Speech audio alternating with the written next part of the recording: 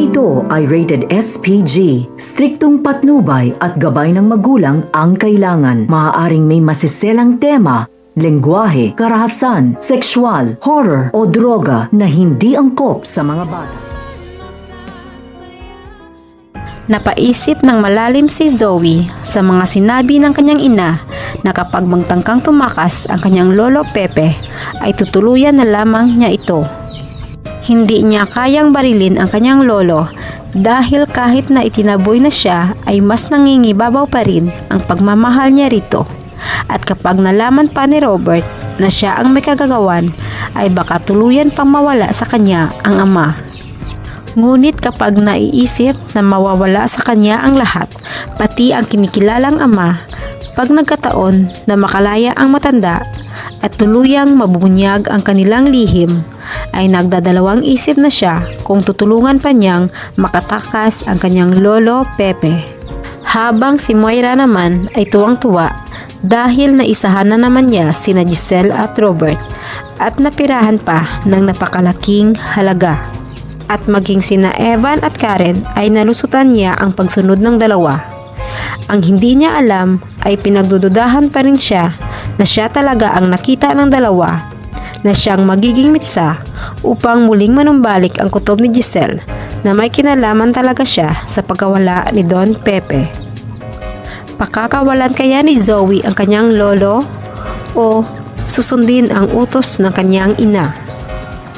Sa kabilang banda, labis-labis na ang kaba ni Lynette dahil malapit na siyang mahuli ng mga magnanakaw at nasisiguro niyang talagang papatayin siya ng dalawa dahil nakita na niya ang pagbumuka ng isang salarin.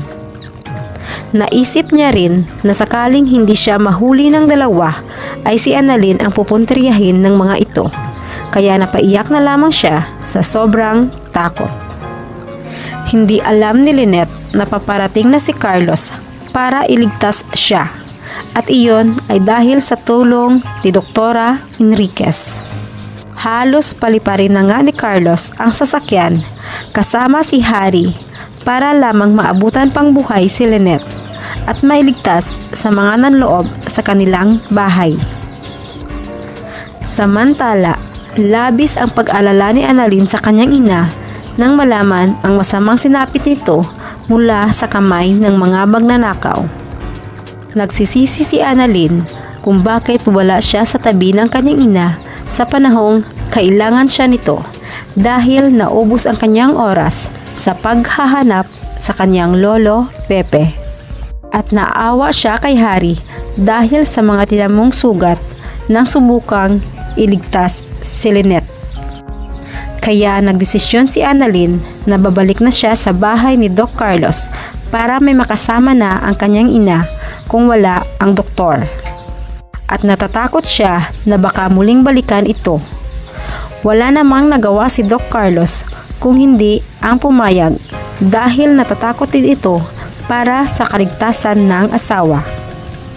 Kaya kahit labag man sa loob nito na muling babalik ang batang doktor sa kanilang bahay, ay pumayag na lang at baka tuluyan pang mawala sa kanya si Lynette.